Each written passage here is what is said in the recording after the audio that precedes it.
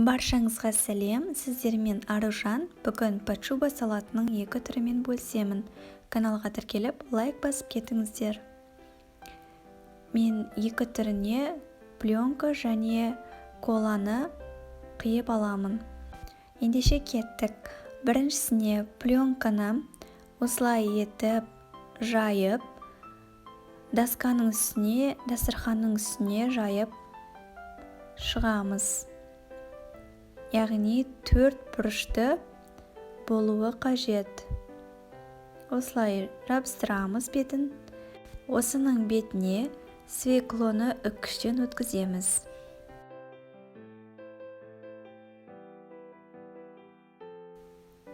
Қасықпен жан-жақтарын дұрыстап шығамыз.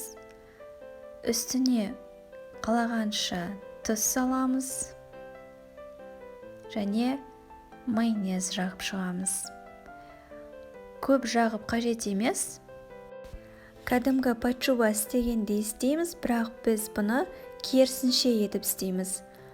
Үстінен астына қарай жүреміз. Бірінші свекла болса, одан кейін жұмыртқаны үккіштен өткізіп шығамыз. Жұмыртқаның сарысын алып қаламыз. Қазір бетін сәндеуге қажет болады.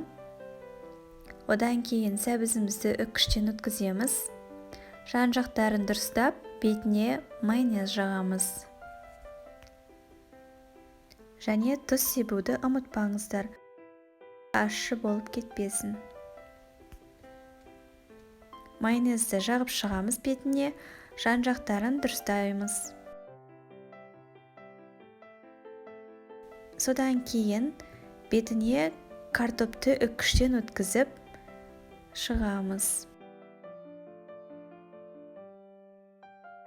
Дәл осындай қалыпты істейсіздер. Үстіне тағы да майонез жағамыз. Одан кейін селедка балығын, яғни мен селедка балығын пайдаланамын. Банкадағы балықты да пайдаланса болады. Осылай етіп ортасына орналастырамыз және екі жағын бір-біріне қаратамыз. Пленкамен бір-біріне жабыстырамыз. Қатты шашылып кетпесін, екі жағын бірдей ұстаймыз.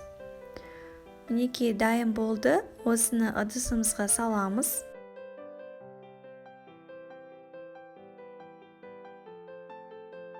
Дәл осындай қалыпта болады. Қазір соңғы жағында біз екі жағын кесіп аламыз. Сол кезде біздің пачубамыз рулетке ұқсайды. Дәл осындай қалыпта бетіне жұмыртқаның сарысын үккіштен өткізіп шығамыз және салфеткамен бетін сүртеміз. Келесі екінші түрін жасаймыз. Ол үшін бізге кола керек. Коланы дәл осындай қалыпта қиып аламыз. Жаңағыдай етіп орналастырамыз. Енді біз жаңағының керісіншесін істейміз. Бірінші балық, картоп, одан кейін сәбіз, жұмыртқа, свеклоны орналастырамыз. Әр қайсысының ортасына майонез жағуды ұмытпаңыздар. Және тұз себуді де ұмытпаңыздар.